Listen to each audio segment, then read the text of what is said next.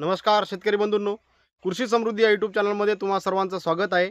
आज आपण उन्हाळी बाजरी लावगड याविषयी सविस्तर माहिती घेणार आहे। तर शेतकरी बंधूंनो, कृषी समृद्धी या यूट्यूब चॅनलवर आपण जर नवीन असाल तर चॅनल सबस्क्राइब करून घ्या आणि व्हिडिओ जर आवडला तर आपले जे बाजरी लावगड करण्याचे इच्छुक शेतकरी आहेत त्या शेतकऱ्यांना हा व्हिडिओ पाठवा। तर शेतकरी बंधूंनो, सध्या स्थितीमध्ये आपल्याकडे मोठ्या प्रमाणात ज्वारी आणि बाजरीची मागणी वाढत चाललेली आहे। अशातच हिवाळ्यामध्ये जी ज्वारीची लावगड झालेली आहे त्यामध्ये पिकामध्ये उगवण क्षमता कमी झाली किंवा उगवण लेट झाली, त्यामुळे उत्पादनामध्ये मोठा परिणाम पडू शकतो। अशातच आपण उन्हाळी ज्वारी कशी लावगड करायची त्याबद्दल आपण ऑलरेडी एक व्हिडिओ टाकलेला आहे। तो जर तुम्ही पाहिला नसेल तर तुम्ही चॅनलमध्ये जाऊन पाहू शकता।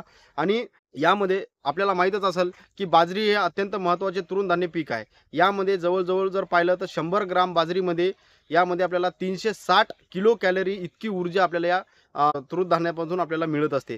तसंच मित्रांनो, बाजरीमध्ये प्रोटीन, फॅट, कार्बोहायड्रेट आणि त्यामध्ये कॅल्शियम आणि आयरनचं जे प्रमाण आहे हे मोठ्या प्रमाणात आपल्याला इथं पाहायला मिळत असते। तसं मित्रांनो, जर आपण उन्हाळी बाजरीची लावगड जर केली तर याचं खरीपापेक्षा उत्पादन आपल्याला याच्यामध्ये जास्त मिळते।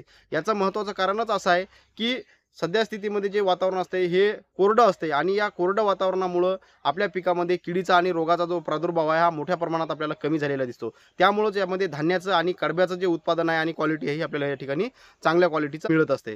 तर मित्रांनो, आपल्याला उन्हाळी बाजरीची लावगड करते वेळेस कुठल्या प्रकारची जमीन निवडायची आहे, तर यामध्ये मध्यम ते भारीची जमीन, पाण्याचा चांगला निचरा होणारी जमीन आपल्याला या ठिकाणी निवडायची आहे।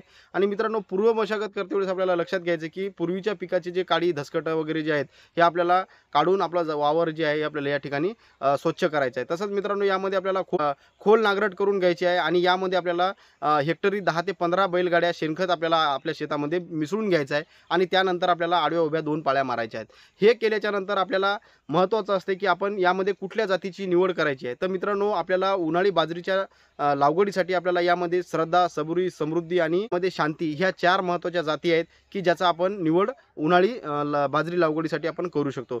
तसंच मित्रांनो, उन्हाळी बाजरीची लागवड करते वेळेस आपल्याला या पिकाला पेरणीपूर्वी बीज प्रक्रिया करणं खूप गरजेचं आहे। तर यामध्ये आपल्याला 3 बीज प्रक्रिया करणं अपेक्षित आहेत।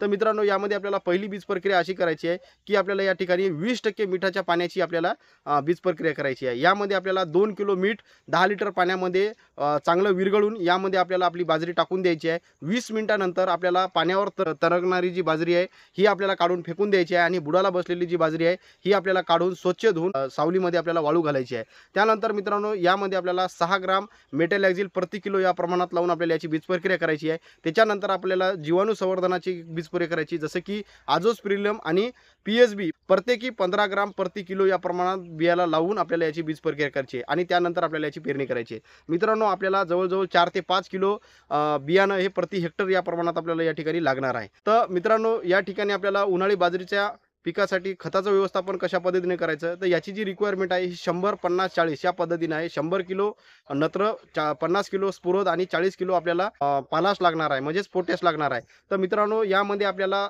स्फुरद आणि पालाची जी मात्रा आहे ही आपल्याला पेरते वेळेस द्यायची आणि जी नत्राची जी मात्रा आहे ही अर्धी मात्रा आपल्याला पेरते वेळेस देऊन टाकायची आहे। तसंच अर्धी राहिलेली जी मात्रा आहे ही आपल्याला 3 ते 4 आठवड्याच्या नंतर आपल्याला पिकाला पाणी दिल्याच्या नंतर आपण उन्हाळी बाजरी घेत असल्यामुळं आपल्याला पाण्याचं व्यवस्थापन करणं खूप गरजेचं आहे। कारण आपण या ठिकाणी पाणी हे आपल्याला खूप महत्त्वाचं आहे आणि यामुळे आपल्याला वेळोवेळी पाणी देणं गरजेचं आहे। तर सर्वात महत्त्वाची गोष्ट अशी आहे की आपल्याला पेरणीनंतर 4थ्या ते 5व्या दिवशी आपल्याला भिजून घेणं खूप गरजेचं आहे, कारण उगवणीसाठी आपल्याला त्या ठिकाणी चांगली मदत होणार आहे। शक्यतो मित्रांनो, आपण बियाणं पेरते वेळेस आपलं 2 ते 3 सेंटीमीटरच्या खाली खोल जाणार नाही याची आपल्याला काळजी घेणं खूप गरजेचं आहे। तसंच मित्रांनो, आपल्याला उन्हाळी बाजरीसाठी 4 ते 5 पाळ्याची गरज पडू शकते। यामध्ये मित्रांनो, वाढीच्या ज्या महत्त्वाच्या अवस्था आहेत, जसं की फुटवे येण्याची जी अवस्था आहे, पीक फुलोऱ्यात येण्याची अवस्था, किंवा तिसरी जी महत्त्वाची आहे की दाणे भरण्याची अवस्था आहे, या तिन्ही स्टेजमध्ये आपल्याला पिकाला ताण येणार नाही याची काळजी घेणं। मित्रांनो, यामध्ये आपल्याला तण नियंत्रण करणं खूप गरजेचं आहे। जसं की 3 ते 4 आठवडे आपल्याला आपल्या पिकाला तण विरहित ठेवणं अपेक्षित आहे, कारण तण विरहित जर आपण ठेवलं तर पाण्याचा आणि खताचा जो ताण आहे आपल्या पिकावर पडणार नाही। त्यानंतर मित्रांनो, पिकामध्ये आपल्याला रोग आणि किडीचा जो व्यवस्थापन आहे हे चांगल्या पद्धतीने करायचं आहे। यामध्ये महत्त्वाचे जी रोग येतात तो आहे केवडा म्हणजेच गोसावी आणि अर्गट म्हणजे चिकटा, हे 2 रोग आपल्या पिकाच्या उगवणीपासून तर काढणीपर्यंत या ठिकाणी येत असतात। केवडा रोगामुळे आपल्या पिकामध्ये पिवळेपणा येतो आणि वाढ खुंटून त्यामध्ये फुटव्याची संख्या वाढते आणि त्यामुळे आपल्या पिकामध्ये आपल्याला उत्पादन होत नाही। तर त्यामुळे हे रोग आपल्याला दिसतात असतं त्यांनी आपल्याला ते रोपं उपटून फेकून द्यायचे आहे. त्यानंतर पिकामध्ये जो आपल्याला अर्गट म्हणजे चिकटा जो येतो तो फुलोरा अवस्थेमध्ये काळपट चिकट द्रव आपल्या कणसावर आपल्याला त्या ठिकाणी आलेला दिसतो आणि यामुळं आपल्या कणसामध्ये दाणे तयार होत नाहीत आणि त्यामुळं आपल्या पिकाचं नुकसान होत असते. तर त्यासाठी आपल्याला मित्रांनो पेरणीपूर्वीच आपल्याला 6 ग्राम प्रति किलो या प्रमाणात मेटॅलॅक्झिलची बीज प्रक्रिया करणं खूप गरजेचं आहे. त्यामुळं आपल्याला या रोगाचं नियंत्रण करण्यासाठी चांगली मदत होऊ शकते. या पद्धतीने जर आपण आपल्या उन्हाळी बाजरीचं जर नियोजन केलं तर नक्कीच आपल्याला उत्पादन वाढीसाठी चांगली मदत होणार आहे. आणि उन्हाळी बाजरी असेल किंवा उन्हाळी ज्वारी आहे हे आपल्याला उन्हाळी पीक म्हणून आपल्याला चांगला पर्याय असू शकतो. तर मित्रांनो, व्हिडिओ जर आवडला तर नक्कीच चॅनल सबस्क्राईब करून घ्या आणि व्हिडिओ आपल्या जे खरंच आपले उन्हाळी पीक घेण्या इच्छुक शेतकरी आहेत त्यांच्यापर्यंत हा व्हिडिओ पाठवा आणि व्हिडिओ आपला लाईक करा. धन्यवाद.